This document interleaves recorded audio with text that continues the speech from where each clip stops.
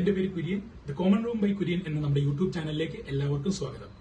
അപ്പോൾ നമ്മുടെ എലക്ഷൻസ് എല്ലാം കഴിഞ്ഞു എന്ന് പറഞ്ഞാൽ കേരളത്തിൽ ഇലക്ഷൻ കഴിഞ്ഞു.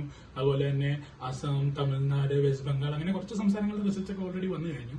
അപ്പോൾ നമ്മൾ ഇന്ന് നോക്കാൻ പോകുന്നത് നമ്മുടെ കേരളം, തമിഴ്നാട്, അതുപോലെ വെസ്റ്റ് ബംഗാൾ ഈ മൂന്ന് സംസ്ഥാനങ്ങളിലെ ഇലക്ഷൻ റിസൾട്ട്സ് അതൊന്ന് നമ്മളൊന്ന് ജസ്റ്റ് ഒന്ന് നോക്കാൻ പോവുകയാണ്. വേറെ ഒന്നും കൊണ്ടല്ല, ഈ തവണത്തെ ഇലക്ഷൻ റിസൾട്ട്സ് ഭയങ്കര സർപ്രൈസിങ് ആയിരുന്നു. അല്ലെങ്കിൽ നമുക്കറിയാം, കേരളത്തിൽ ഇപ്പൊ നമ്മൾ നോക്കുവാണെങ്കിൽ പൊതുവേ ഒരു ട്രെൻഡ് നോക്കി കഴിഞ്ഞു കഴിഞ്ഞാൽ ഓരോ 5 വർഷം കൂടുമ്പോൾ പാർട്ടികൾ മാറി മാറി ഭരിച്ചു വരാറുണ്ട്.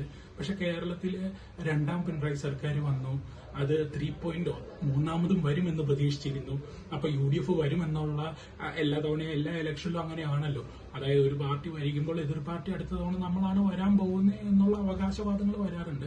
പക്ഷെ ഈ തവണ UDF ചുമ്മാ ഒരു അവകാശവാദമല്ലായിരുന്നു, വളരെ ശക്തമായിട്ട് നമ്പർ ഗെയിംസ് ആയിരുന്നു. അവർ കൃത്യമായിട്ട് നമ്പേഴ്സ് പറഞ്ഞ് നമുക്ക് ഇത്ര സീറ്റ് കിട്ടും, ഇത്ര പേര്, ഇത്ര മന്ത്രിമാര് താഴെ ഇറങ്ങും, ഇത്ര MLA മാറും, അങ്ങനെയൊക്കെ പറഞ്ഞ് കൃത്യമായിട്ട് നമ്പർ ഗെയിംസ് വെച്ചിട്ടായിരുന്നു UDF വന്നത്.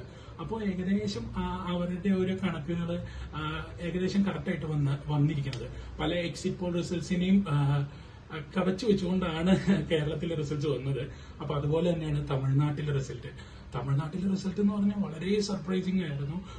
ഇപ്പൊ എന്താ പറയാ, തമിഴ്നാട്ടിലെ റിസൾട്ട് ഇന്ത്യ ഒട്ടൊക്കെ ചർച്ച ചെയ്യുന്ന ഒരു കാര്യം തന്നെ ആയിരിക്കണം. ഇപ്പൊ കാര്യം തമിഴ്നാട്ടിൽ ഒരിക്കലും പ്രതീക്ഷിക്കാത്ത ഒന്നാണ് തമിഴ്നാട് രാഷ്ട്രീയത്തിൽ നടന്നിരിക്കുന്നത്. അതുപോലെ തന്നെയാണ് വെസ്റ്റ് ബംഗാളിലും. അപ്പൊ നമുക്ക് ഈ മൂന്ന് സംസ്ഥാനങ്ങളിലെ കാര്യങ്ങളൊന്ന് ജസ്റ്റ് ഒന്ന് നമുക്ക് വിശകലനം ചെയ്ത് നോക്കാം. അപ്പൊ ആദ്യം തന്നെ നമ്മൾ കേരളത്തിലേക്ക് വരുവാണെങ്കിൽ, കേരളത്തിൽ ഇപ്പൊ നമുക്ക് നോക്കുവാണെങ്കിൽ മെയിൻ ആയിട്ട് 2 മുന്നണികൾ തമ്മിലുള്ള മത്സരമാണ് നമ്മൾ പറയാറ്. അതായത് ഒന്ന് LDF, ലെഫ്റ്റ് ഡെമോക്രാറ്റിക് ഫ്രണ്ടും, അതുപോലെ തന്നെ UDF. അപ്പൊ ഈ തവണ നമ്മൾ നോക്കുവാണെങ്കിൽ LDFും UDFും മാത്രമല്ല മത്സരം.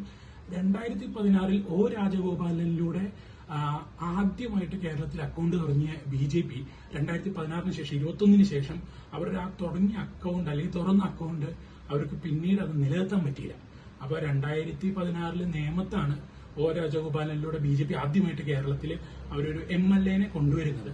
പക്ഷെ പിന്നീട് അവർക്ക് അത് മെയിൻറ്റെയിൻ ചെയ്യാൻ പറ്റിയില്ല. അവർക്ക് കിട്ടിയ ഒരു സ്റ്റാർട്ട് അവർക്ക് മെയിൻറ്റെയിൻ ചെയ്യാൻ പറ്റിയില്ല. പക്ഷെ ഈ തവണ ഈ ഇലക്ഷന് വേണ്ടിയിട്ട് 2026 ഇലക്ഷന് വേണ്ടിയിട്ട് BJPയുടെ പ്രിപ്പറേഷൻസ് നമ്മൾ നോക്കുകയാണെങ്കിൽ രാജീവ് ചന്ദ്രശേഖരൻ RC അദ്ദേഹത്തെ കേരളത്തിലേക്ക് കൊണ്ടുവരുന്നു, പാർട്ടി അധ്യക്ഷനാകുന്നു, പാർട്ടിയിലെ മറ്റ് പ്രശ്നങ്ങളും കാര്യങ്ങളൊക്കെ അദ്ദേഹം നോക്കി കാണുന്നു, അതിനെ സോൾവ് ചെയ്യുന്നു. RC എന്ന് പറഞ്ഞ ഒരു സാധാരണ ഒരു പൊളിറ്റീഷ്യൻ എന്ന് നമുക്ക് അദ്ദേഹത്തെ കാണാൻ പറ്റില്ല. കാരണം അദ്ദേഹം ഒരു പൊളിറ്റീഷ്യന് മേലെ അദ്ദേഹം ഒരു ഓണ്ടർപ്രണറാണ്, ഒരു ബിസിനസ് ഹെഡാണ്, ഒരു ടെക്കിയാണ്, ഒരു IT പ്രൊഫഷണലാണ്. അതുപോലെ തന്നെ വലിയ ഒരു മീഡിയ ടൈപ്പ് എന്ന് വേണമെങ്കിൽ നമുക്ക് പറയാം. അത്യാവശ്യം മീഡിയ ചാനൽസ് ഒക്കെ ഓൺ ചെയ്യുന്ന, ഹോൾഡ് ചെയ്യുന്ന ഒരു നല്ല എല്ലാ മേഖലയിലും തന്നെ അത്യാവശ്യം നല്ല പ്രവൃത്തി പരിചയമുള്ള ഒരു മനുഷ്യനാണ് RC. അപ്പൊ അദ്ദേഹം കടന്നു വരുന്നു. അദ്ദേഹത്തിന്റെ നേതൃത്വത്തിൽ അദ്ദേഹം ഉൾപ്പെടെ 3 പേരാണ്, അതായത് BJP 2026 കേരളത്തില് 3 സീറ്റുകളാണ് നേടിയിരിക്കുന്നത്. അതിൽ 2 തിരുവനന്തപുരത്താണ്. ഓക്കെ, അപ്പോ BJP അതായത് UDF LDF എന്നുള്ള ആ ഒരു 2 മുന്നണികൾ മാത്രമുള്ള കേരളത്തിലേക്ക് ഇത് മൂന്നാമതൊരു മുന്നണി ചുവടുവെപ്പ് വെച്ചിരിക്കുകയാണ്. ഇതൊരു വലിയ തുടക്കമായിരിക്കാം. അപ്പൊ നമുക്ക് ഇനിയുള്ള ഇലക്ഷനുകളിൽ അല്ലെങ്കിൽ ഇനിയുള്ള കേരളത്തിന്റെ രാഷ്ട്രീയത്തിൽ നമുക്ക് ആ മാറ്റങ്ങൾ കാണാൻ സാധിക്കുമെന്ന് തന്നെ വിചാരിക്കാം. അപ്പൊ തിരിച്ചു വരികയാണെങ്കിൽ നമ്മളെ LDF സർക്കാർ 2016 ഭരണത്തിൽ വരുന്നു. അതിനുശേഷം ഉജ്ജ്വല പെർഫോമൻസ് ആയിരുന്നു. ഉജ്ജ്വല എന്ന് പറഞ്ഞു കഴിഞ്ഞാൽ കേരളം ഒന്നാകെ സപ്പോർട്ട് ചെയ്ത്, കേരളം ഒന്നാകെ ഒരു മനസ്സോടെ തന്നെയാണ് രണ്ടാമതും LDFനെ ഭരണത്തിലേക്ക് വിട്ടത്. LDF വളരെ നന്നായി തന്നെയാണ് ഭരണത്തിൽ പോയിക്കൊണ്ടിരുന്നത്. പക്ഷെ അവരൊരു അതായത് ഒരു തേർഡ് റൗണ്ട് 2 തവണ കഴിഞ്ഞ് 3-ാം തവണയും LDF വരുമെന്ന് പ്രതീക്ഷിച്ചിരുന്നപ്പോൾ UDF അത് മറികടന്നെന്ന് ചുമ്മാ പറഞ്ഞാൽ പോരാ, അതൊരു വലിയ ഒരു എന്താ പറയുക, ഒരു വിപ്ലവമായിട്ട് തന്നെയാണ് UDF ഇപ്പൊ കേരളത്തിൽ മാറിയിരിക്കുന്നത്. UDF തരംഗം അതൊരു വല്ലാത്ത ഒരു തരംഗം തന്നെയാണ് ഇത്തവണ കേരളത്തിൽ വന്നത്. സാധാരണ ഇലക്ഷന് ഒരു ഭരണവിരുദ്ധ തരംഗം വരാറുണ്ട് എല്ലാ തവണയും. പക്ഷെ ഇത്തവണ അങ്ങനെ സാധാ ഒരു ഭരണവിരുദ്ധ തരംഗമൊന്നുമല്ല വന്നിരിക്കുന്നത്. ഇത്തവണ വന്നിരിക്കുന്നതെന്ന് പറഞ്ഞു കഴിഞ്ഞാൽ അത് ഒരു കൃത്യമായ ഹോംവർക്ക്, കൃത്യമായ ഹാർഡ് വർക്ക്, കൃത്യമായ പ്ലാനിങ്, കൃത്യമായ പ്രിപ്പറേഷൻ, ഇതെല്ലാം കൊണ്ട് UDF നേടിയെടുത്ത ഒരു വിജയമാണെന്ന് തന്നെ നമുക്ക് പറയാം. അപ്പൊ നമ്മൾ നോക്കുവാണെങ്കിൽ ഇപ്പൊ LDFിലേക്ക് നോക്കുവാണെങ്കിൽ LDF എന്ന് പറയുന്ന ലെഫ്റ്റ് ഡെമോക്രാറ്റിക് ഫ്രണ്ട് നമ്മൾ പറഞ്ഞു. അപ്പൊ അവിടെ ആരൊക്കെ വരുന്നു? CPI ഉണ്ട്, CPM ഉണ്ട്. അപ്പൊ ഇവര് 2 പേരുമാണ് മെയിൻ പ്ലേയേഴ്സ്. ഇതല്ലാതെ കേരള കോൺഗ്രസ് മാണി ഗ്രൂപ്പ് ഉണ്ട്. ഇത്തവണ കേരള കോൺഗ്രസ് മാണി ഗ്രൂപ്പിന് ഒന്നും ചെയ്യാൻ തന്നെ സാധിച്ചില്ല. അത് നമുക്ക് മുന്നോട്ട് പോകുമ്പോൾ സംസാരിക്കാം. അപ്പോൾ അത് ഈ 3 പാർട്ടികൾ, അതിൽ CPI, CPM എന്ന് പറയുന്നതാണ് LDFിലെ മേജർ പ്ലേയേഴ്സ്. അതിന്റെ കൂടെ തന്നെ NCP പോലത്തെ പാർട്ടി ഉണ്ട്, കേരള കോൺഗ്രസ് മാണി ഗ്രൂപ്പ് ഉണ്ട്, മറ്റ് കേരള കോൺഗ്രസ് കറിയ ഗ്രൂപ്പ് ഉണ്ട്. അങ്ങനത്തെ കുറച്ച് ഗ്രൂപ്പുകൾ വേറെയും ഉണ്ട് LDFിൽ. ഓക്കെ, ഇനി UDFിലേക്ക് നമ്മൾ വരുവാണെങ്കിൽ, UDFിനെ നോക്കുകയാണെങ്കിൽ UDFിൽ മെയിൻ ആയിട്ട് വരുന്ന പാർട്ടി എന്ന് പറഞ്ഞാൽ Indian national Congress. Indian national Congress ആണ് UDFിന്റെ നേതൃത്വത്തിലിരിക്കുന്ന. അതോടൊപ്പം തന്നെ വരുന്നത് ഇന്ത്യൻ യൂണിയൻ മുസ്ലിം ലീഗ്, IUM, നമ്മുടെ മുസ്ലിം ലീഗ് എന്ന് നമ്മൾ പറയുന്നത്. അതുപോലെ കേരള കോൺഗ്രസ് PJ ജോസഫ് വിഭാഗം വരുന്നുണ്ട്. അതുപോലെ തന്നെ RSP എന്ന് പറയുന്ന പാർട്ടി വരുന്നുണ്ട്. അതുപോലത്തെ പിന്നെ ചെറിയ ഘടകകക്ഷികളുടെ സപ്പോർട്ടുകളും UDFിനും വരുന്നുണ്ട്. അപ്പൊ ഇങ്ങനെയാണ് നമ്മുടെ കേരള രാഷ്ട്രീയത്തിൽ നമ്മൾ നോക്കിക്കഴിഞ്ഞു കഴിഞ്ഞാൽ മേജറായിട്ട് വരുന്ന 2 മുന്നണികൾ. BJP അങ്ങനെ നമുക്കറിയാം, BJP എന്ന് പറഞ്ഞാൽ ഭാരതീയ ജനതാ പാർട്ടി അങ്ങനെ തന്നെയുണ്ട്. അവര് വേറെ, അവരുടെ സഖ്യം എന്ന് പറഞ്ഞാൽ NDA സഖ്യമാണ്. പക്ഷെ കേരളത്തിൽ അവർ BJP മാത്രമായിട്ടാണ് നിൽക്കുന്നത്. ഓക്കെ, അപ്പൊ നമ്മൾ നോക്കുവാണെങ്കിൽ ഇത്തവണ ഇലക്ഷനിൽ UDF പ്രയോഗിച്ച തന്ത്രങ്ങൾ, അല്ലെങ്കിൽ UDFന് അവര് ശ്രമിച്ച് ഫലിപ്പിച്ച കുറച്ച് തന്ത്രങ്ങളുണ്ട്. അതെന്തൊക്കെയാണെന്ന് നമുക്ക് നോക്കാം. ഒന്നാമതായിട്ട് തന്നെ നമ്മൾ നോക്കുകയാണെങ്കിൽ നമ്മുടെ VD സതീശനും അതുപോലെ തന്നെ രമേശ് ചെന്നിത്തലയും, ഇവരൊക്കെ ഇവരുടെ രാഷ്ട്രീയ പ്രസംഗങ്ങളിൽ, ഓക്കെ, അതായത് കേരളത്തിൽ ഒട്ടോളം നടന്ന രാഷ്ട്രീയ ചർച്ചകളിൽ, രാഷ്ട്രീയ പ്രസംഗങ്ങളിൽ, രാഷ്ട്രീയ വേദികളിൽ ഇവര് രാഷ്ട്രീയം തന്നെ കാര്യമായി സംസാരിച്ചു. ഓക്കെ, അപ്പോൾ നമ്മൾ നോക്കുമ്പോൾ, മറുവശത്ത് നമ്മൾ നോക്കുമ്പോൾ LDF സർക്കാർ ചെയ്തുകൊണ്ടിരുന്നത്, കഴിഞ്ഞ കാലങ്ങളിൽ കേരളത്തിൽ നടന്ന എല്ലാ ഡെവലപ്മെന്റ് ഇവരാണ് കൊണ്ടുവന്നത്. ആ ഒരു ചെറിയ ഒരു ചട്ടക്കൂടിലേക്ക് LDFന്റെ ആ ഒരു എന്താ പറയാ, ഇലക്ഷന് വേണ്ടിയിട്ടുള്ള പ്രവർത്തനങ്ങൾ ആ ഒരു ചട്ടക്കൂടിലേക്ക് ഒതുങ്ങിപ്പോയി എന്ന് എനിക്ക് തോന്നുന്നതാണ്. ഇതൊക്കെ എന്റെ വ്യക്തിപരമായ അഭിപ്രായമാണ്. അപ്പൊ മാറ്റം ഉണ്ടെങ്കിൽ നമുക്കത് സംസാരിക്കാൻ, ഡിസ്കസ് ചെയ്യാം. അപ്പൊ UDFിലേക്ക് തിരിച്ചു വരുവാണെങ്കിൽ രമേശ് ചെന്നിത്തല, VD സതീശൻ, കാര്യം VD സതീശന്റെ നേതൃത്വത്തിലാണ് ഈ തവണ UDF ഈ തവണത്തെ ഇലക്ഷൻ നേരിടാൻ ഇറങ്ങിയത്. VD സതീശനാണല്ലോ ഓപ്പോസിഷൻ പാർട്ടി ലീഡർ. അതുപോലെ തന്നെ രമേശ് ചെന്നിത്തല ഇത്തവണ ഇലക്ഷൻ പ്രവർത്തനങ്ങൾക്ക് നേതൃത്വം കൊടുക്കാൻ വരികയും ചെയ്തു. അപ്പൊ രമേശ് ചെന്നിത്തല, VD സതീശൻ ഇവര് നിരന്തരമായ പ്രസംഗങ്ങളിൽ, ഇവര് മാത്രമല്ല, ഇവരുടെ കൂടെ യുവ നേതാക്കളായ ഷാഫി പറമ്പിലും അതുപോലെ തന്നെ കേരളത്തിലുള്ള എല്ലാ കോൺഗ്രസ് പ്രവർത്തകരും, കോൺഗ്രസിന്റെ എല്ലാ നേതാക്കന്മാരും വളരെ ആക്റ്റീവായിട്ട് ഇറങ്ങി പ്രവർത്തിച്ചു എന്നുള്ളത് വളരെ സത്യമായിട്ടുള്ള ഒരു കാര്യമാണ്. അതുപോലെ തന്നെ ഈ ഇലക്ഷനിൽ വളരെ ശ്രദ്ധേയമായ ഒരു കാര്യം എന്ന് പറയുന്നത് UDFന്റെ സ്ഥാനാർത്ഥി നിർണയമായിരുന്നു. UDFന് വളരെ ഡൈനാമിക്കും, അതുപോലെ തന്നെ പല സ്ഥലങ്ങളിലും നമ്മൾ നോക്കിക്കഴിഞ്ഞു കഴിഞ്ഞാൽ ഒത്തിരി പുതിയ ആൾക്കാര്, പുതിയ മുഖങ്ങള്, യുവ നേതാക്കള്, പുതിയ മുഖങ്ങൾ എന്ന് പറഞ്ഞാൽ സീനിലേ ഇല്ലാത്തവരൊന്നുമില്ല. ഇലക്ഷനിൽ നല്ല രീതിയിൽ, അല്ലെ ഇലക്ഷൻ എന്നല്ല, പാർട്ടി പ്രവർത്തനം അല്ലെ സാമൂഹ്യ പ്രവർത്തനങ്ങളിലൊക്കെ കാര്യമായിട്ട് നിൽക്കുകയും പ്രസ്ഥാനത്തോട് ചേർന്ന് നിൽക്കുകയും ചെയ്ത ഒത്തിരി പേരെ ഒരുപാട് ഇമ്പോർട്ടന്റ് ആയിട്ടുള്ള സ്ഥലങ്ങളിൽ നിർത്തുകയും അവരെ വിജയിപ്പിച്ചെടുക്കാനും UDFന് സാധിച്ചിട്ടുണ്ട്. അപ്പൊ അത് അവരുടെ ആ ഒരു സ്ഥാനാർത്ഥി നിർണയം, അതൊരു ഗംഭീര സ്ട്രാറ്റജി ആയിരുന്നു ഈ തവണ UDFന്റേത്.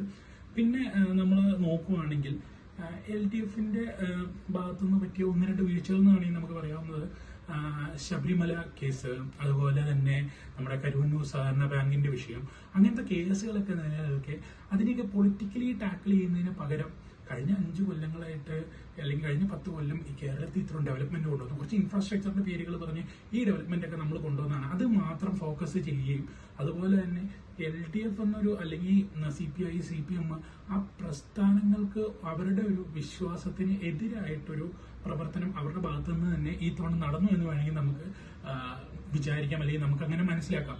കാര്യം വ്യക്തി ആരാധനകൾ, അല്ലെങ്കിൽ ഒരു വ്യക്തിനെ മാത്രം ആരാധിക്കുക, ഞാൻ പറഞ്ഞതല്ല, പാർട്ടിയിൽ നിന്ന് തന്നെ പണ്ട് പറഞ്ഞൊരു കാര്യമാണ്, വ്യക്തി ആരാധനകൾ പാടില്ല. അത് നമ്മുടെ VS അച്യുതാനന്ദൻ എന്ന അദ്ദേഹം, സഖാവ് VS അച്യുതാനന്ദൻ ഉയർന്നു വന്നപ്പോൾ 2016 ഇലക്ഷന് ശേഷം അദ്ദേഹത്തിന്റെ പേര് ഒരുപാട് വന്നു കഴിഞ്ഞപ്പോൾ നമ്മുടെ പാർട്ടിയിൽ നിന്ന് തന്നെ മുതിർന്ന നേതാക്കൾ പറഞ്ഞ കാര്യമാണ്, വ്യക്തി ആരാധനകളല്ല വേണ്ട, പ്രസ്ഥാനത്തോടുള്ള സ്നേഹമാണ് വേണ്ടതെന്ന്. പക്ഷേ ഇത്തവണത്തെ ഇലക്ഷനിലേക്ക് വരുമ്പോൾ, 2026 ഇലക്ഷനിൽ വരുമ്പോൾ LDFന്റെ സൈഡിൽ നിന്ന് നമ്മൾ കാണുന്നത് വ്യക്തി ആരാധന മാത്രമായിരുന്നു. സഖാവ് പിണറായി വിജയന്റെ പോസ്റ്റർ, LDF അല്ലാതെ മറ്റാര്, അല്ലെങ്കിൽ LDF അല്ലാതെ ആര് എന്ന് ചോദ്യങ്ങളുമായി വരുന്ന പോസ്റ്ററുകളിൽ നമ്മൾ എന്താ പറയാ, സഖാവ് പിണറായി വിജയൻ മാത്രമേ ഉള്ളൂ. അതിന് ബദലായിട്ട് ആരാണ് സ്ഥാനാർത്ഥി, ഇതാണ് ഇന്നയാളാണ് ഞങ്ങളുടെ സ്ഥാനാർത്ഥി, ഈ സ്ഥാനാർത്ഥി ഇന്ന പോലെയൊക്കെ നിന്നിട്ടുണ്ട്, അല്ലെങ്കിൽ ഇന്ന പോലെയൊക്കെ ചെയ്തിട്ടുണ്ട്, ഇന്ന കാര്യങ്ങളൊക്കെ ചെയ്യുന്ന, ഇന്ന കാര്യങ്ങളിൽ പ്രഗത്ഭനായ അല്ലെങ്കിൽ പ്രഗത്ഭയായ ഒരാളാണ് നമ്മുടെ സ്ഥാനാർത്ഥി എന്നൊന്നും പറഞ്ഞ് അങ്ങോട്ട് ഇൻട്രൊഡ്യൂസ് ചെയ്യാൻ, ജനങ്ങളിലേക്ക് എത്തിക്കാൻ LDF ഇത്തവണ അധികം സാധിച്ചിട്ടില്ല. പകരം എല്ലാം ഒരു വ്യക്തിയിലേക്ക് അങ്ങ് ചുരുങ്ങുകയാണ് ചെയ്തത്. അത് ഒരു വലിയ തിരിച്ചടിയായിരുന്നു. പക്ഷേ നമ്മൾ മറുവശത്ത് നോക്കുമ്പോൾ UDF അങ്ങനെയല്ലായിരുന്നു. ഓരോ സ്ഥാനാർത്ഥിക്കും അവർക്ക് കൊടുക്കേണ്ടതായ എല്ലാവിധ ബഹുമാനവും ഇമ്പോർട്ടൻസും കൊടുത്തുകൊണ്ട് വ്യക്തികളിലേക്ക് അല്ലെങ്കിൽ ഒരു വ്യക്തി അല്ലെങ്കിൽ പാർട്ടിയുടെ ഒരു കോർണറിലേക്ക് ഒതുങ്ങാതെ UDF എന്ന സംഘടനയുടെ പ്രവർത്തനം മൊത്തത്തിലായിട്ടാണ് ഇത്തവണത്തെ ഇലക്ഷനിൽ നടന്നിരിക്കുന്നത്. പിന്നെ നമ്മൾ നോക്കുവാണെങ്കിൽ UDFന്റെ പ്രകടന പത്രികയിൽ രാഹുൽ ഗാന്ധി ഉൾപ്പെടെ കേരളത്തിൽ വന്ന് അനൗൺസ് ചെയ്ത 5 ഇന്ദിരാ ഗ്യാരണ്ടി, അതൊരു വലിയ തരംഗം തന്നെ കേരളത്തിൽ ഉണ്ടാക്കിയിട്ടുണ്ട്. അതിൽ ഒന്നാമതായിട്ട് സ്ത്രീകൾക്കായിട്ടുള്ള സൗജന്യ ബസ് യാത്രാ സൗകര്യം. അത് നമ്മൾ നോക്കുകയാണെങ്കിൽ കർണാടക പോലത്തെ സംസ്ഥാനങ്ങളിൽ ഓൾറെഡി വന്നിട്ടുണ്ട്, തമിഴ്നാട്ടിലും അത് വന്നിട്ടുണ്ട്. അപ്പോൾ അത് ഓൾറെഡി ഇന്ത്യയിൽ മറ്റു പല സംസ്ഥാനങ്ങളിലും ഉള്ള ഒരു കാര്യമാണ്. അത് UDF കേരളത്തിലേക്ക് കൊണ്ടുവരും, ജയിച്ചാൽ കൊണ്ടുവരും എന്നുള്ള കാര്യം പ്രത്യേകം പറഞ്ഞിട്ടുണ്ട്. അപ്പോൾ അത് ഒന്നാമത്തെ കാര്യം. രണ്ടാമത്തെ കാര്യം, കോളേജിൽ പോകുന്ന പെൺകുട്ടികൾക്ക് 1000 രൂപയുടെ മന്ത്ലി സഹായം, ഓരോ മാസം 1000 രൂപയുടെ ഒരു പോക്കറ്റ് മണി എന്ന് വേണമെങ്കിൽ നമുക്ക് പറയാം, അങ്ങനെ ഒരു സഹായം കോളേജിലേക്ക് പോകുന്ന പെൺകുട്ടികൾക്ക് കൊടുക്കും എന്ന് പറഞ്ഞു. അതൊരു വലിയ കാര്യമാണ് അല്ലെ. നമ്മൾ കോളേജിൽ പഠിച്ചുകൊണ്ടിരുന്ന കാലത്ത് അല്ലെങ്കിൽ സ്കൂളിൽ പഠിച്ചുകൊണ്ടിരുന്ന കാലത്ത് ഒരു 10 രൂപ, ഒരു 100 രൂപ, ഒരു 1000 രൂപയൊക്കെ നമുക്കൊരു പോക്കറ്റ് മണി, എക്സ്ട്രാ മണി പോലെ കിട്ടുന്ന വളരെ നല്ല കാര്യമാണ്. അതുപോലെ തന്നെ 3000 രൂപയുടെ വാർദ്ധക്യ പെൻഷൻ, അതായത് പെൻഷൻ ഇപ്പോൾ ഉള്ളതിൽ നിന്ന് വർദ്ധിപ്പിച്ച് 3000 രൂപയാക്കുകയാണ്.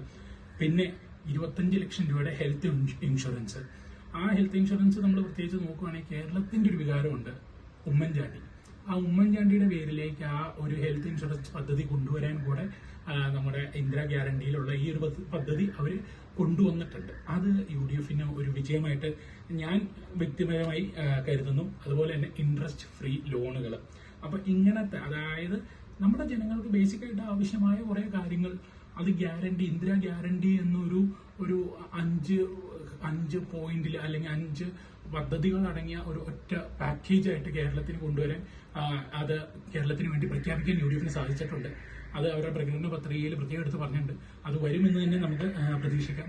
അതുപോലെ തന്നെ VD സതീശിന്റെ മറ്റൊരു ടാക്ടിക്കൽ ഗെയിമായിരുന്നു. അതൊരു ടാക്ടിക്കൽ ഗെയിം എന്ന് മാത്രം പറയാൻ പറ്റില്ല, ഞാൻ ഉൾപ്പെടെ കേരളത്തിലെ എല്ലാവരും ആകാംക്ഷയോടെ കാത്തിരിക്കുന്ന ഒന്നാണ് അപകടകരമല്ലാത്ത വണ്ടിയിലെ മോഡിഫിക്കേഷൻ അനുവദനീയമാണ്, അത് നിയമപരമാക്കും എന്നുള്ളത്. അത് ആക്ച്വലി യുവാക്കളുടെ ഇടയിൽ ചില്ലറയൊന്നും അല്ല അതിന്റെ ഒരു ഇമ്പാക്ട് ഉണ്ടാക്കിയിരിക്കുന്നത്. കാര്യം നമ്മൾ നോക്കുവാണെങ്കിൽ, ഇന്ത്യയിൽ തന്നെ നോക്കുവാണെങ്കിൽ കേരളത്തിലെ വണ്ടി ഭ്രാന്തന്മാർ, വണ്ടി മോഡിഫിക്കേഷൻ കാര്യങ്ങളൊക്കെ നമ്മൾ നോക്കുവാണെങ്കിൽ അതിനുള്ള ഒരു ഇമ്പോർട്ടൻസ് കേരളത്തിൽ വളരെ അധികമാണ്. ടാക്സ് കൊടുത്ത് വാങ്ങിച്ചു വെക്കുന്ന സാധനം, അതായത് നമ്മളൊരു കടയിൽ പോയി അല്ലെങ്കിൽ ഒരു ഷോറൂമിൽ നിന്നോ അല്ലെങ്കിൽ എവിടെയും വർക്ക്ഷോപ്പിൽ പോയി നമ്മൾ ടാക്സ് കൊടുത്ത്, സർക്കാരിന് ടാക്സ് കൊടുത്ത് വാങ്ങിച്ച് നമ്മുടെ വണ്ടിയിൽ അത് പിടിപ്പിച്ച് കഴിഞ്ഞ് അത് റോഡിലേക്ക് നമ്മൾ ടാക്സ് കൊടുത്ത് നമ്മുടെ വണ്ടിക്ക് റോഡിൽ ഓടാൻ ടാക്സും കൊടുത്തിട്ടുള്ള ആ റോഡിലേക്ക് ആ വണ്ടി ഇറങ്ങുമ്പോൾ നമ്മുടെ അവിടുത്തെ സംവിധാനങ്ങൾ നമ്മുടെ വണ്ടി സീസ് ചെയ്യും, അത് തിരിച്ച് സ്റ്റോക്ക് കണ്ടീഷനിലാക്കിയാൽ മാത്രമാണ് നമുക്ക് ഓടാൻ പറ്റുള്ളൂ എന്നൊക്കെ ഉള്ള നിയമങ്ങളൊക്കെ നമുക്ക് നാട്ടിൽ നിൽക്കുന്നുണ്ട്. എന്തിനേറെ വണ്ടിയുടെ കളർ, പെയിന്റിന്റെ കളറാണ് ആക്സിഡന്റുകൾക്ക് കാര്യം എന്ന് വരെ ചർച്ച ചെയ്ത ഒരു സമയം നമ്മുടെ കേരളത്തിൽ ഉണ്ടായിട്ടുണ്ട്. അപ്പൊ അങ്ങനെയുള്ള ഒരു സ്ഥലത്ത് അത് കേരളത്തിൽ ഒത്തിരി ഇമ്പാക്ട് ഉണ്ടാക്കിയിട്ടുണ്ട്. നമ്മൾ വിചാരിക്കുന്ന പോലെയല്ല, യുവത്വത്തിന് രാഷ്ട്രീയത്തിലുള്ള ഇമ്പാക്ട് വളരെ വ്യക്തമാണ്. അത് നമുക്ക് ഈ ഇലക്ഷനിൽ കാണാൻ പറ്റിയിട്ട് അത് നന്നായി പ്രതിഫലിച്ചിട്ടുമുണ്ട് ഈ ഇലക്ഷൻ റിസൾട്ടിൽ. അപ്പൊ അതൊരു വലിയ കാര്യമാണ്. പിന്നെ നമ്മൾ നോക്കുവാണെങ്കിൽ LDFന്റെ ഭാഗത്തുനിന്ന് പറ്റിയൊരു വീഴ്ചയും അത് കൃത്യമായിട്ട് UDF ക്യാപിറ്റലൈസ് ചെയ്യുകയും ചെയ്തിട്ടുണ്ട്. അതായത് പാർട്ടിയിലെ ഉൾപാർട്ടി പ്രശ്നങ്ങൾ, അതായത് ഇപ്പൊ നമ്മൾ നോക്കുവാണെങ്കിൽ ഇവിടെ നമ്മുടെ പയ്യന്നൂര് CPIMന്റെ നേതാവായിരുന്ന P. കുഞ്ഞികൃഷ്ണൻ, അദ്ദേഹം കൃത്യമായിട്ട് പാർട്ടിയിലുള്ള പ്രശ്നങ്ങൾ അദ്ദേഹം ചൂണ്ടിക്കാണിച്ചു. അദ്ദേഹം ഒരിക്കലും പുറത്തു വന്ന് പബ്ലിക്കായിട്ടല്ല ആദ്യം പറഞ്ഞു, അദ്ദേഹം പാർട്ടി ഫോറങ്ങളിൽ തന്നെയാണ് ആദ്യം അത് അറിയിച്ചതും അത് സംസാരിച്ചും ഡിസ്കസ് ചെയ്തതും. പക്ഷെ അദ്ദേഹത്തെ കേൾക്കാനോ അല്ലെങ്കിൽ അദ്ദേഹത്തിന് ഉൾക്കൊള്ളാനോ ആരും നിന്നില്ല. അത് ഞാൻ നേരത്തെ പറഞ്ഞ ഈ വ്യക്തി ആരാധനകളോടൊക്കെ ഉള്ള ഒരു അങ്ങനത്തെ ഒരു പാർട്ടിയുടെ സമീപനം കൊണ്ടായിരിക്കണം അങ്ങനെ സംഭവിച്ചു പോയത്, എന്താണെന്ന് അറിയില്ല. അപ്പോൾ അദ്ദേഹത്തിന് ഒടുവിൽ മനം എടുത്ത് ആ പാർട്ടിയിൽ നിന്ന് വിട്ടു നിൽക്കേണ്ടി വന്നു. അദ്ദേഹം ഒരു നല്ല കമ്മ്യൂണിസ്റ്റുകാരനായിരുന്നു, CPIMന്റെ നല്ലൊരു പ്രവർത്തകനായിരുന്നു അദ്ദേഹം. പക്ഷെ മനസ്സോടെയാണെങ്കിലും അദ്ദേഹത്തിന് പാർട്ടിയിൽ നടക്കുന്ന, അതായത് പാർട്ടിയുടെ അന്തസത്ത ചോരുന്ന രീതിയിലുള്ള, പ്രസ്ഥാനത്തിന് അന്തസത്ത ചോരുന്ന രീതിയിലുള്ള പ്രവർത്തനങ്ങൾ വന്നപ്പോൾ അദ്ദേഹത്തിന് അവിടെ നിൽക്കാൻ തോന്നിയില്ല. അദ്ദേഹം അവിടെ നിന്ന് വിട്ടുപോകുന്നു. UDF അവിടെ ക്യാപിറ്റലൈസ് ചെയ്തു. കൃത്യസമയത്ത് തന്നെ അദ്ദേഹത്തെ ബാക്ക് ചെയ്ത് അവിടെ നമ്മൾ നോക്കുകയാണെങ്കിൽ പയ്യന്നൂരിൽ അദ്ദേഹത്തെ സ്ഥാനാർത്ഥിയാക്കുകയും അദ്ദേഹത്തിന് കൃത്യമായ സപ്പോർട്ട് കൊടുക്കുകയും ചെയ്തു. ആ സപ്പോർട്ട് കൊടുത്തത് ഇൻഡിപെൻഡന്റ് സ്ഥാനാർത്ഥിയായിട്ട് നിന്ന സ്വതന്ത്രനായിട്ട് കോൺഗ്രസിന്റെ സപ്പോർട്ടോടുകൂടി, അതായത് UDFന്റെ സപ്പോർട്ടോടുകൂടി സ്വതന്ത്രനായി നിന്ന് പി കുഞ്ഞികൃഷ്ണൻ പയ്യന്നൂര് ജയിച്ചു. അതൊരു വലിയ സംഭവമാണ്. അതുപോലെ തന്നെ 60 വർഷത്തിനടുത്ത് അല്ലെങ്കിൽ 60 വർഷത്തിന് മുകളിലായിട്ട് CPIMന്റെ സഹയാത്രിയും CPIMന്റെ നേതാവുമായിരുന്ന G. സുധാകരൻ, അദ്ദേഹത്തെ പോലെയുള്ള നേതാവ്, അവർക്ക് എന്തെങ്കിലും പ്രശ്നങ്ങൾ ഉണ്ടെങ്കിൽ അദ്ദേഹത്തിന് 60 വർഷത്തെ എക്സ്പീരിയൻസ്, അതായത് നമ്മൾ നോക്കുകയാണെങ്കിൽ സഖാവ് പിണറായി വിജയനോട് ഒപ്പത്തോടൊപ്പം തന്നെ നിൽക്കും അദ്ദേഹം. അപ്പൊ അത്രയും എക്സ്പീരിയൻസ്, പാർട്ടിയിൽ എക്സ്പീരിയൻസ് ഉള്ള ഒരാള്, അയാൾക്ക് എന്തെങ്കിലും അല്ലെങ്കിൽ അദ്ദേഹത്തിന് എന്തെങ്കിലും ഒരു പ്രശ്നങ്ങളോ അല്ലെങ്കിൽ അദ്ദേഹം എന്തെങ്കിലും ചൂണ്ടിക്കാണിക്കുകയോ ചെയ്തു കഴിഞ്ഞാൽ അതിനെയൊക്കെ വളരെ നിസ്സാരവൽക്കരിച്ച് അങ്ങ് തള്ളിക്കളഞ്ഞതിന്റെ പരിണിതഫലമാണ് അമ്പലപ്പുഴയിൽ അദ്ദേഹം സ്വതന്ത്രനായി UDFന്റെ സപ്പോർട്ടോടുകൂടി ജയിച്ചത്. പിന്നെ നമ്മൾ നോക്കുകയാണെങ്കിൽ TK ഗോവിന്ദൻ മാഷ് തളിപ്പറമ്പില്, അദ്ദേഹം അവിടെ ജയിച്ചു. പിന്നെ നമ്മൾ നോക്കുകയാണെങ്കിൽ PK ശശിനെ പോലത്തെയുള്ള നേതാക്കന്മാര്, CPIM വിട്ടു വന്ന നേതാക്കന്മാരെ കൃത്യമായി PK ശശി അവിടെ ജയിച്ചില്ല, എന്നാൽ പോലും അദ്ദേഹത്തെ പോലത്തെയുള്ള നേതാക്കളെ കൃത്യമായിട്ട് അത് ക്യാപിറ്റലൈസ് ചെയ്യാനും ആ ഒരു ഗ്യാപ്പ്, അതാണ് ഒരു ടാക്ടിക്കൽ ഗെയിം UDFന്റെ ഭാഗത്ത് നിന്ന് ഇത്തവണ ഉണ്ടായത്. അവരെ കൃത്യമായിട്ട് അതിൽ ക്യാപിറ്റലൈസ് ചെയ്യാനും അവരെ ബാക്ക് ചെയ്യാനും അവരെ സപ്പോർട്ട് ചെയ്യാനും UDFന് സാധിച്ചു. അങ്ങനെ UDF ഒരു ചുമ്മാ തരംഗമൊന്നും അല്ലായിരുന്നു. കൃത്യമായ പ്ലാനും കൃത്യമായ സ്ട്രാറ്റജിയും കൃത്യമായിട്ട് എഫേർട്ടുമായിരുന്നു. അത് എല്ലാം കൂടെ ഒത്തിണങ്ങി വന്നതാണ് 100 മേനിയിലുള്ള ഈ ജയം. അതാണ് അവർക്ക് 100-ൽ കൂടുതൽ സീറ്റ്.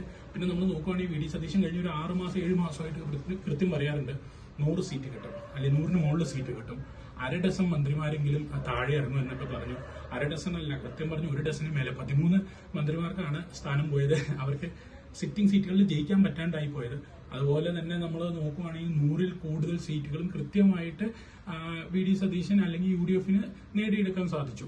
അപ്പോൾ അത് പല ആൾക്കാരും വിശ്വസിച്ചില്ല. പല എക്സിറ്റ് പോൾ റിസൾട്ട്സും ഇതിന് വിപരീതമാകും. UDF ഭരണത്തിൽ വരും എന്ന് പറഞ്ഞാൽ ഒരു ഭരണവിരുദ്ധ തരംഗം എന്നൊക്കെ പറഞ്ഞാൽ അങ്ങനെ ഭീകരമായ തരംഗമൊന്നുമല്ല, ചെറിയ, അതായത് നമ്മൾ ആദ്യമേ തുടക്കത്തിൽ നമ്മൾ ഈ ചർച്ച തുടങ്ങിയപ്പോൾ തന്നെ നമ്മൾ സംസാരിച്ച ഒരു കാര്യമുണ്ടല്ലോ, അതായത് ഒരു 5 വർഷം കഴിയുമ്പോൾ അടുത്ത പാർട്ടി ഭരിക്കട്ടെ എന്നുള്ള, ഇവരും ലെഫ്റ്റും എടുത്തു എന്നാൽ റൈറ്റും എടുത്തു എന്നാൽ ലെഫ്റ്റ് അന്ന് ചിന്തിക്കുന്ന കേരളത്തിന്റെ അടുത്തേക്ക് 10 കൊല്ലം അവർ ഭരിച്ചു എന്നാൽ പിന്നെ അടുത്ത ആളാവട്ടെ എന്ന് ചിന്ത അല്ലായിരുന്നു ഇത്തവണ കേരളത്തിന്. കൃത്യമായ മറുപടികളാണ് കേരള ജനത ഇത്തവണ കൊടുത്തിരിക്കുന്നത്. ഇനി നമ്മൾ നോക്കാൻ പോണ തമിഴക രാഷ്ട്രീയത്തിലേക്കാണ്. അപ്പൊ നമ്മുടെ അയൽ സംസ്ഥാനമായ തമിഴ്നാട്ടിലേക്ക് നോക്കുകയാണെങ്കിൽ തമിഴ്നാട്ടിലെ ഇലക്ഷൻ റിസൾട്ടും കഴിഞ്ഞ ദിവസം തന്നെയാണ് വന്നത്. കേരളത്തിന്റെ റിസൾട്ടിന്റെ ഒരു ദിവസം തന്നെയായിരുന്നു തമിഴ്നാട്ടിലെ റിസൾട്ടും. അപ്പൊ കേരള ജനത ഉൾപ്പെടെ, കേരള ജനത മാത്രമല്ല തമിഴ്നാട്ടിലെ റിസൾട്ടിനെ നോക്കിക്കണ്ടത് ഇന്ത്യ മൊത്തത്തിലാണ്. കാര്യം ഇന്ന് വരെ തമിഴ് രാഷ്ട്രീയത്തിൽ നടക്കാത്ത ഒരു വലിയ സർപ്രൈസിങ് എലമെന്റ് ആയിരുന്നു ഇത്തവണ നമ്മൾ തമിഴ്നാട്ടിൽ കണ്ടത്, അത് തമിഴ്നാട് ഇലക്ഷൻ റിസൾട്ടിൽ കണ്ടത്. അപ്പൊ നമ്മൾ തമിഴ് രാഷ്ട്രീയത്തിലേക്ക് പോവുകയാണെങ്കിൽ അവിടെ മേജറായിട്ട് ദ്രാവിഡിയൻ വിശ്വാസങ്ങളിൽ ഫോക്കസ് ചെയ്തിട്ടുള്ള പൊളിറ്റിക്കൽ പാർട്ടീസ് ആണ് അവിടുത്തെ ഡൊമിനൻസ്. അവരുടെ ആ ദ്രാവിഡിയൻ പാർട്ടികളാണ് തമിഴ്നാട്ടിൽ നിലകൊള്ളുന്നത്. നമ്മൾ നോക്കുകയാണെങ്കിൽ DMK ഉണ്ട്, AIADMK ഉണ്ട്. അപ്പോൾ ഇങ്ങനത്തെ പാർട്ടികൾ, അതിപ്പോ DMK നമ്മൾ നോക്കുകയാണെങ്കിൽ MK സ്റ്റാലിനാണ് അതിന്റെ നേതൃത്വം കൊടുത്തത്. ഇപ്പൊ തൊട്ട് മുന്നത്തെ ചീഫ് മിനിസ്റ്റർ ആയിരുന്നു. അദ്ദേഹത്തിന്റെ നേതൃത്വത്തിലുള്ള DMK മുന്നണിയിലാണെങ്കിൽ നമ്മുടെ ലെഫ്റ്റും റൈറ്റും, അതായത് കേരളത്തിലെ ലെഫ്റ്റും റൈറ്റും തമിഴ്നാട്ടിൽ ചെല്ലുമ്പോൾ അല്പം വ്യത്യാസമുണ്ട്. അവർ ഒരുമിച്ചാണ് അവിടെ പ്രവർത്തിക്കുന്നത്. അത് DMK മുന്നണിയിൽ അവർ ഒരുമിച്ചാണ്. AIADMKയിലേക്ക് വരുമ്പോൾ അവിടെ എടപ്പള്ളി കെ പളനിസ്വാമിയുടെ നേതൃത്വത്തിലുള്ള AIADMK പാർട്ടി, ആ മുന്നണിയിലേക്ക് നമ്മുടെ NDA സപ്പോർട്ട് കൂടെ വരുന്നുണ്ട്. അതുപോലെ തന്നെ NTK, അങ്ങനത്തെ ചെറിയ ചെറിയ പാർട്ടീസും നമുക്ക് വരുന്നുണ്ട്. NTK എന്ന് പറഞ്ഞാൽ നാം തമിഴർ കക്ഷി എന്ന പാർട്ടിയാണ്. അപ്പൊ ഇങ്ങനെയുള്ള മേജർ പാർട്ടികളാണ് തമിഴ്നാട്ടിൽ നിന്നുകൊണ്ടിരുന്നത്. അതുപോലെ തന്നെ നമ്മുടെ സിനിമാ നടൻ വിജയകാന്തിന്റെ പാർട്ടി ഉണ്ട്. അദ്ദേഹത്തിന്റെ മരണശേഷമാണെങ്കിൽ പോലും ആ പാർട്ടി ഇപ്പോഴും കുഴപ്പമില്ല, ആക്റ്റീവ് പൊളിറ്റിക്സിൽ തന്നെ ഉണ്ട്. അപ്പൊ അങ്ങനത്തെ ചെറിയ ചെറിയ പാർട്ടികളും അതോടൊപ്പം തന്നെ മേജറായിട്ട് DMKയും AIADMK പാർട്ടി, അങ്ങനത്തെ പാർട്ടികൾ നിലകൊള്ളുന്ന ഒരു സംസ്ഥാനമാണ് തമിഴ്നാട്. അപ്പൊ തമിഴ്നാട്ടിലെ രാഷ്ട്രീയം വളരെ വ്യക്തമാണ്, അവിടുത്തെ ചിത്രം വളരെ ക്ലിയർ ആണ്. ഇത്രയും കാലം വരെ അത് വളരെ ക്ലിയർ ആയിരുന്നു. പക്ഷെ തമിഴ് രാഷ്ട്രീയത്തിലേക്ക് വ്യത്യാസം കൊണ്ടുവരണം എന്ന് ആഗ്രഹിച്ചുകൊണ്ട് സിനിമ നടൻ വിജയകാന്ത് അദ്ദേഹത്തിന്റെ പാർട്ടി രൂപീകരിച്ചു വരികയുണ്ടായി. പക്ഷെ അദ്ദേഹത്തിന് കാര്യമായ മാറ്റമൊന്നും വരുത്താൻ പറ്റിയില്ല. അദ്ദേഹത്തിന് ഒന്നും തന്നെ ഭീകര മാറ്റങ്ങളോ വ്യത്യാസങ്ങളൊന്നും തമിഴ് രാഷ്ട്രീയത്തിൽ കൊണ്ടുവരാൻ പറ്റിയില്ല. കമലഹാസൻ അദ്ദേഹവും ശ്രമിച്ചു, അദ്ദേഹത്തിനും പറ്റിയില്ല. രജനീകാന്ത്, അദ്ദേഹത്തിന് അങ്ങനത്തെ ഒരു ആഗ്രഹം ഉണ്ടായി എന്ന്, അല്ലെങ്കിൽ അതിന് ഇറങ്ങാൻ അദ്ദേഹം തയ്യാറായി നിന്നതൊക്കെ നമുക്ക് അറിയാം. പക്ഷെ അദ്ദേഹം എന്തോ ആക്റ്റീവ് പൊളിറ്റിക്സിലേക്ക് വന്നില്ല. പക്ഷെ ഒരു 51 വയസ്സുകാരൻ തലവതി എന്ന് തമിഴ്നാടും ഇന്ത്യയും മൊത്തത്തിൽ വിളിക്കുന്ന നമ്മുടെ ജോസഫ് വിജയ്, അദ്ദേഹം ഈ രാഷ്ട്രീയത്തിലേക്ക്, ആക്റ്റീവ് രാഷ്ട്രീയത്തിലേക്ക് വരുവാണ്. കൃത്യമായി പറഞ്ഞ ഒരു 2-2.5 വർഷങ്ങൾക്ക് മുമ്പാണ് അദ്ദേഹത്തിന്റെ സ്വന്തം പാർട്ടി TVK എന്ന പാർട്ടി വരുന്നത്. അപ്പൊ നമ്മൾ ആ പാർട്ടിയിലേക്ക് ഒന്ന് നോക്കുകയാണ്. ഈ പാർട്ടിയുടെ ഡീറ്റെയിൽ ഇൻഡെപ്ത് ആയിട്ടല്ല നമ്മൾ നോക്കാൻ പോകുന്നത്. TVK എന്ന പാർട്ടിനെ വളരെ ലൈറ്റ് ആയിട്ട് നമ്മളൊന്ന് ഔട്ടർ സർക്കിളിൽ നിന്ന് ഒന്ന് നോക്കുകയാണെങ്കിൽ അദ്ദേഹം എങ്ങനെ ഈ പാർട്ടി രൂപീകരിച്ചു, അല്ലെങ്കിൽ അദ്ദേഹം ഈ പാർട്ടിനെ എങ്ങനെ മുന്നോട്ട് കൊണ്ടുവന്നു എന്ന കാര്യങ്ങൾ നമുക്ക് ജസ്റ്റ് ഒന്ന് നോക്കാം. അപ്പൊ അദ്ദേഹം ഈ പാർട്ടി കൊണ്ടുവരാനായിട്ട് യൂസ് ചെയ്തത് അദ്ദേഹത്തിന്റെ വ്യക്തിപ്രഭാവം തന്നെയാണ്. നമുക്കറിയാം വിജയ് സിനിമകൾ, നമുക്കറിയാം വിജയ് സിനിമകൾ ഉണ്ടാക്കുന്ന ഇമ്പാക്ട് നമുക്കറിയാം.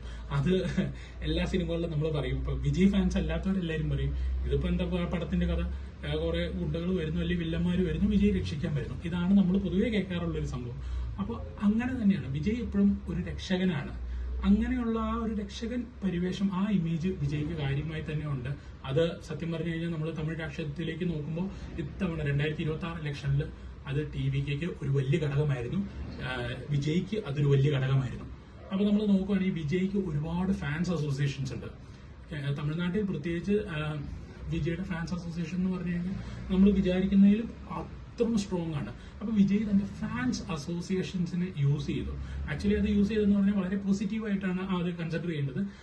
അദ്ദേഹത്തിന്റെ ആ ഫാൻസ് അസോസിയേഷനുകളെ പുള്ളിയുടെ അദ്ദേഹത്തിന്റെ പൊളിറ്റിക്കൽ പാർട്ടി ഫോർമേഷന് യൂസ്ഫുൾ ആക്കി എടുത്തു. അതായത് അദ്ദേഹത്തിന് ഫാൻസ് അസോസിയേഷൻ, അതിലെ മെമ്പേഴ്സിനെ അദ്ദേഹത്തിന്റെ പൊളിറ്റിക്കൽ പാർട്ടിയുടെ പാർട്ടാക്കി ചേർത്തു. അതാണ് അവർ ചെയ്ത ആദ്യത്തെ കാര്യം. അതുപോലെ തന്നെ അവർ ട്രയൽ റണ്ണ് പോലെ ത്രിതല പഞ്ചായത്ത് ഇലക്ഷനുകളിൽ പാർട്ടിസിപ്പേറ്റ് ചെയ്യുകയും ചെറിയ തരത്തിലാണെങ്കിലും അവർ അത്യാവശ്യം സീറ്റുകൾ വിജയിക്കുകയും ചെയ്തിരുന്നു. അപ്പൊ അങ്ങനെ ഒരു ട്രയൽ റൺ നടത്തി, അല്ലാതെ ഓൾ ഓൺ എ സഡൻ പെട്ടെന്ന് അങ്ങ് ഇറങ്ങി എന്നാൽ പിന്നെ നമുക്ക് നാളെ അവിടെ മുഖ്യമന്ത്രി ആവാം, എനിക്ക് മുഖ്യമന്ത്രി ആവണം എന്നുള്ള രീതിയിലല്ല. കഴിഞ്ഞ 2-2.5 കൊല്ലമായിട്ട് കൃത്യമായിട്ട് വർക്ക് ചെയ്തു തന്നെയാണ് തമിഴ് രാഷ്ട്രീയത്തില് TVK എന്ന പാർട്ടി, തമിഴക വെற்றி ഘടകം എന്ന TVK പാർട്ടി വന്നത്. അവര് നമ്മളിപ്പോ നോക്കുവാണെങ്കിൽ Chennai super Kings Periya whistle boarding എന്ന് പറയും, അതേപോലെ തന്നെ ഒരു വിസിലാണ് അവരുടെ ചിഹ്നമായി കൊണ്ടുവന്നത്. തമിഴ്നാട് ഫുള്ള് ആ വിസിൽ നെഞ്ചിലേറ്റി നല്ല ഉറക്കെ തന്നെ ഓതുകയും ആ വിസില് ഏന്തി തന്നെ വിജയും വിജയുടെ കൂട്ടരും ഇന്നിപ്പോ 107 സീറ്റ് നേടിയിരിക്കുകയാണ്. അപ്പൊ 107 സീറ്റ് എന്ന് പറഞ്ഞാൽ അവർക്കൊരു ഒറ്റക്കക്ഷി ഭൂരിപക്ഷം കിട്ടിയിട്ടില്ല. ഏതെങ്കിലും ഘടകകക്ഷി പാർട്ടികളുടെ സപ്പോർട്ട് ഇല്ലാതെ അവർക്കിപ്പോ നേതൃത്വത്തിലേക്ക് അല്ലെങ്കിൽ ഒരു മുഖ്യമന്ത്രിയായിട്ട് വിജയ്ക്ക് വരാൻ പറ്റുമെന്ന് നമുക്ക് തോന്നുന്നില്ല. അപ്പൊ അത് വരും ദിവസങ്ങളിൽ നമുക്കറിയാം എന്താണ് സംഭവിക്കാൻ പോകുന്നത്, എങ്ങനെയാണ് സംഭവിക്കാൻ പോകുന്നത് എന്നുള്ളത്. അപ്പൊ നമ്മൾ തിരിച്ച് ബാക്കി കാര്യങ്ങൾ നോക്കുവാണെങ്കിൽ വിജയുടെ വരവ് നമ്മൾ പറഞ്ഞു, TVK പാർട്ടിനെ കുറിച്ച് നമ്മൾ പറഞ്ഞു.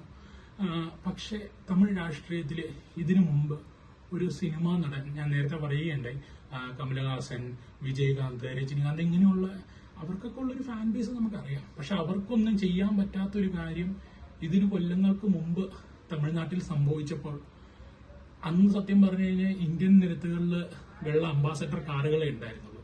അന്ന് നമുക്ക് കേബിൾ TV അത്രയും സുലഭമായിട്ടില്ല, കേബിൾ TV വന്നിട്ടില്ല, അതുപോലെ തന്നെ മൊബൈൽ ഫോൺസ് ഇല്ല, ലാൻഡ് ലൈൻസും അത്രയും കൃത്യമായിട്ട് വന്നിട്ടില്ല. കൃത്യം പറഞ്ഞാൽ 1977 ഇതിനു മുമ്പ് ഇങ്ങനെ ഒരു സിനിമാ താരം തമിഴ് രാഷ്ട്രീയത്തിലേക്ക് കന്നി അംഗത്തിന് വന്ന് ഒരു വലിയ വിപ്ലവം ഉണ്ടാക്കിയത്.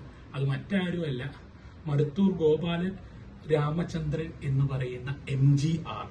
അതെ, നമ്മുടെ MGR ആണ് ഇതിനു മുമ്പ് തമിഴ്നാട്ടിൽ ഇങ്ങനെ ഒരു വിപ്ലവം ഉണ്ടാക്കിയത്. അപ്പൊ നമ്മൾ നോക്കുവാണെങ്കിൽ ഇനി TVK എന്ന പാർട്ടി ഇതുപോലെ ഒരു വിപ്ലവം ഉണ്ടാക്കിയത് എങ്ങനെയാണ്? TVK പാർട്ടിനെ നമ്മൾ നോക്കുകയാണെങ്കിൽ ഇപ്പൊ നമ്മൾ നേരത്തെ പറഞ്ഞു തമിഴ് രാഷ്ട്രീയത്തിൽ അവര് ദ്രാവിഡൻ ചിന്താഗതികൾക്ക് ഫോക്കസ് കൊടുത്തിട്ടുള്ള പാർട്ടികളാണ്, അല്ലെങ്കിൽ അതിന് ഡൊമിനൻസ് ഉള്ള പാർട്ടികളാണ് തമിഴ്നാട്ടിലുള്ള എന്നുള്ളത് നമ്മൾ സംസാരിച്ചു. അതുപോലെ തന്നെയാണ് TVKയും അങ്ങനത്തെ ഒരു പാർട്ടി തന്നെയാണ്. അവരും ദ്രാവിഡൻ വിശ്വാസങ്ങളിലാണ് കൂടുതലായി ഫോക്കസ് ചെയ്യുന്നത്. പിന്നെ ഏറ്റവും വലിയ കാര്യം എന്ന് പറയുന്നത്, നമ്മൾ വിജയിനെ നോക്കുവാണെങ്കിൽ അല്ലെങ്കിൽ TVK എന്ന പാർട്ടീനെ നോക്കുവാണെങ്കിൽ അവര് കഴിഞ്ഞ 2-2.5 കൊല്ലമായിട്ടുള്ള അവരുടെ പ്രവർത്തനങ്ങളിൽ അവരിതിനു മുമ്പ് ഉണ്ടായിരുന്ന നേതാക്കളെല്ലാം വളരെ റെസ്പെക്റ്റോടും വളരെ ബഹുമാനത്തോടും കൂടെ തന്നെയാണ് ചിത്രീകരിച്ചുകൊണ്ടിരുന്നത്. അതായത് നാളെ ഇതുവരെ അവരൊരു ദ്രാവിഡ വിശ്വാസത്തിലുള്ള പാർട്ടിയാണ് എന്ന് കാണിക്കുമ്പോൾ അവർക്ക് ഒരിക്കലും നാളെ ഇതുവരെയുള്ള മറ്റ് നേതാക്കളെ അടച്ചാക്ഷേപിക്കാൻ പറ്റില്ല. അത് ശരിക്കും അത് നമുക്കങ്ങനെ അടച്ചാക്ഷേപിച്ചു കഴിഞ്ഞാൽ അത് അവരുടെ പാർട്ടിയുടെ ഐഡിയോളജിക്ക് വിപരീതമാവും.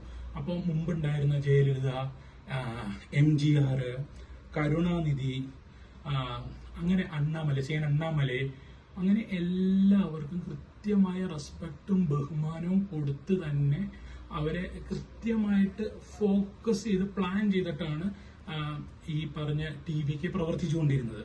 പിന്നെ നോക്കുവാണെങ്കിൽ TVKയുടെ മെയിൻ കുറച്ച് കാര്യങ്ങൾ അവർ മെയിൻ ഫോക്കസ് ചെയ്തുകൊണ്ടിരുന്ന പാവങ്ങളുടെ ഉന്നമനം, അതായത് അപ്ലിഫ്റ്റ്മെന്റ് ഓഫ് പുവർ, അത് അവർ കൃത്യമായി നോക്കി. അതുപോലെ തന്നെ വിജയ് വലിയൊരു പ്രഖ്യാപനം നടത്തിയിരുന്നു. അവരുടെ പാർട്ടിയിലുള്ള എല്ലാ അംഗങ്ങളും ചേർന്ന് ഒരുമിച്ച് നടത്തിയ ഒരു പ്രഖ്യാപനം ഉണ്ടായിരുന്നു. അവരാരും കൈക്കൂലി വാങ്ങുകയില്ല, അല്ലെങ്കിൽ അശുദ്ധ മാർഗത്തിലൂടെ പൈസ സമ്പാദിക്കുകയില്ല. അത് തമിഴ്നാടിന് വിജയ് കൊടുത്ത ഒരു ഉറപ്പ്. അത് വിജയ്ക്ക് തമിഴ് മക്കളുടെ ഇടയിൽ, തമിഴ്നാട്ടിൽ എത്രത്തോളം ഇമ്പാക്ട്, അല്ലെങ്കിൽ വിജയ് എത്രത്തോളം സാധാരണക്കാരുടെ ഇടയിലേക്ക് ഇറങ്ങി ചെന്നു എന്നുള്ളതിന്റെ ഒരു തെളിവായിരുന്നു. ഒരു പൊതുവേദിയിൽ അവരുടെ പാർട്ടി ഇങ്ങനെ ഒരു പൊതു പ്രഖ്യാപനം നടത്തിയപ്പോൾ ജനങ്ങൾ അത് മൊത്തത്തിൽ മനസ്സിലേറ്റിയത്. അത് ഞാൻ നേരത്തെ പറഞ്ഞത്, വിജയുടെ സിനിമകൾ, വിജയ്ക്ക് സിനിമയിൽ കിട്ടിയിരിക്കുന്ന സൂപ്പർ സ്റ്റാർ പരിവേഷം, അദ്ദേഹത്തിന് സാധാരണ ജനങ്ങൾക്ക് വേണ്ടി പോരാടുന്ന ഒരു നടൻ, അല്ലെങ്കിൽ സാധാരണക്കാരൻ. മിക്ക സിനിമയിലും വിജയുടെ നോക്കിക്കഴിഞ്ഞു കഴിഞ്ഞാൽ ഒരു സാധാരണക്കാരൻ, അല്ലെങ്കിൽ നേരിന്റെയും ശരിയുടെയും മാത്രം വഴിയിൽ നിൽക്കുന്ന ഒരു നായകൻ വില്ലന്മാർക്കെതിരെ പോരാടി ജയിക്കുന്നതാണ് വിജയ് സിനിമകളിലെ കഥകളിൽ നമ്മൾ കൂടുതലും കാണാറ്. അപ്പൊ ആ ഒരു നല്ല പരിവേഷം വിജയിനെ ഈ ഇലക്ഷനിൽ ഒത്തിരി സഹായിച്ചിട്ടുണ്ട്. അത് വിജയ്ക്ക് ഒത്തിരി പോസിറ്റീവ് ഇമ്പാക്റ്റും ഉണ്ടാക്കി കൊടുത്തിട്ടുണ്ട്. അതുപോലെ തന്നെ വിജയുടെ മറ്റൊരു വാഗ്ദാനമായിരുന്നു, വിജയുടെ എന്ന് ഞാൻ ഇടയ്ക്കിടയ്ക്ക് വിജയുടെ എന്ന് പറയുന്നുണ്ട്, അത് TVKനെയാണ് ഉദ്ദേശിക്കുന്നത്. TVKയുടെ മറ്റൊരു വാഗ്ദാനമായിരുന്നു തമിഴ് കൾച്ചർ, തമിഴ് ഭാഷ അത് മുന്നോട്ട് കൊണ്ടുവരിക, അല്ലെങ്കിൽ അത് അപ്ലിഫ്റ്റ് ചെയ്യുക. അതും ഒരു വാഗ്ദാനമായിരുന്നു. അതൊരു വാഗ്ദാനമല്ല, അത് അവർ മുറുകെ പിടിച്ച് മുന്നോട്ട് കാണിച്ചു തന്ന ഒരു ഉറപ്പാണ്.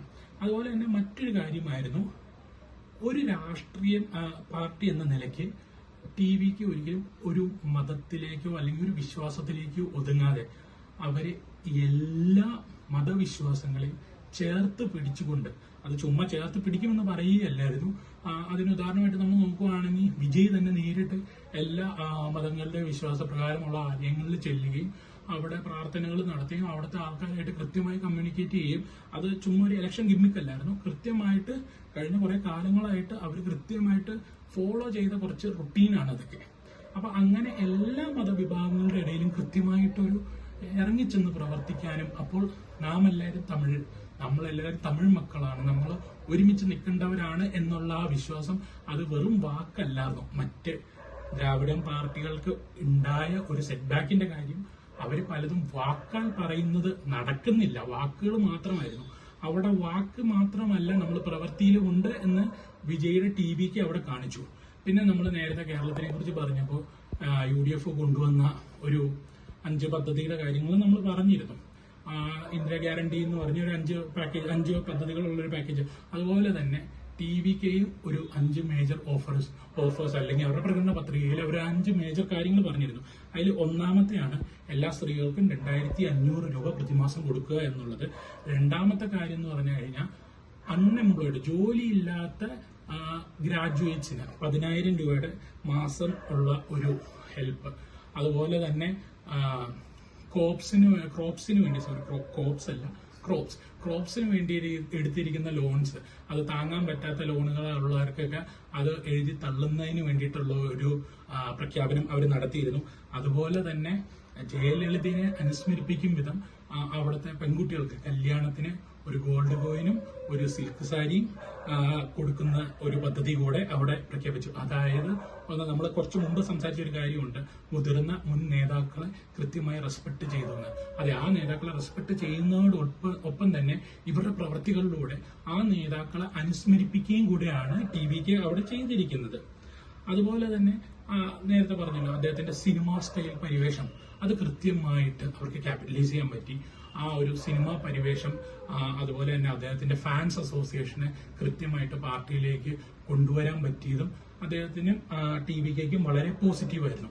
പിന്നെ ഒരു കാര്യം, സ്ഥാനാർത്ഥി നിർണയം നോക്കിക്കഴിഞ്ഞു കഴിഞ്ഞാൽ അദ്ദേഹത്തിന്റെ ഫാൻസ് അസോസിയേഷൻ അല്ലെങ്കിൽ അദ്ദേഹത്തിന്റെ ആയിട്ട് അസോസിയേറ്റ് ചെയ്തിട്ടുള്ള മേജർ ആൾക്കാരെയാണ് കൂടുതലായിട്ടും തമിഴ് രാഷ്ട്രീയത്തിൽ ഇത്തവണ TVK സ്ഥാനാർത്ഥികളായിട്ട് വെച്ചത്. പക്ഷെ അവർ ആ സ്ഥാനാർത്ഥികൾ വെക്കുമ്പോൾ അവര് നോക്കിയിരുന്ന കുറച്ച് കാര്യങ്ങളുണ്ട്. ഒരു കാരണവശാലും യാതൊരുവിധ ബ്ലാക്ക് മാർക്ക് ഇല്ലാത്ത വ്യക്തിയാണ്. അതുപോലെ തന്നെ ഒരു തരത്തിലും കൈക്കൂലിയോ അല്ലെങ്കിൽ അങ്ങനത്തെ എന്തെങ്കിലും കേസുകളിൽ ഇടപെടുകയോ അല്ലെങ്കിൽ പേര് പോലും വരാത്ത, അതായത് ക്ലീൻ ചിറ്റുള്ള ആൾക്കാരെ മാത്രമാണ് അവർ ചൂസ് ചെയ്തത്. അപ്പൊ നമ്മൾ നോക്കുവാണെങ്കിൽ സാധാരണക്കാരായ ജനങ്ങളെ, വളരെ സാധാരണക്കാരായ ജനങ്ങൾ വിജയിയുമായിട്ട് ക്ലോസ് ആയിട്ട് അസോസിയേറ്റ് ചെയ്തിട്ടുള്ള വളരെ സാധാരണക്കാരായിട്ടുള്ള അദ്ദേഹത്തിന്റെ ഫാൻസ് അസോസിയേഷനിൽ നിന്നുള്ള വളരെ സാധാരണക്കാരായിട്ടുള്ള ജനങ്ങളെയാണ് ഇപ്പോൾ ഫാൻസ് അസോസിയേഷൻ എന്ന് പറയാൻ പറ്റില്ല, TVK പാർട്ടി മെമ്പേഴ്സ് ആയിട്ടുള്ള വളരെ സാധാരണക്കാരെയാണ് അവർ ചൂസ് ചെയ്തത്. എന്നാൽ ആ ചൂസ് ചെയ്തത് വളരെ ക്ലീൻ ചിറ്റ് ആയിട്ടുള്ള ആൾക്കാരാണ്, ക്ലീൻ ചിറ്റുള്ള ആൾക്കാരെയാണ് ചൂസ് ചെയ്തത്. ആ ക്ലീൻ ചിറ്റുള്ള ആൾക്കാരെയാണ് കൃത്യമായിട്ട് ഇലക്ഷന് അവർ സ്ഥാനാർത്ഥികളായിട്ട് വെക്കുകയും വിജയിപ്പിക്കുകയും ചെയ്തത്. ഇനി നമ്മൾ നോക്കുന്ന വെസ്റ്റ് ബംഗാളിലേക്കാണ്.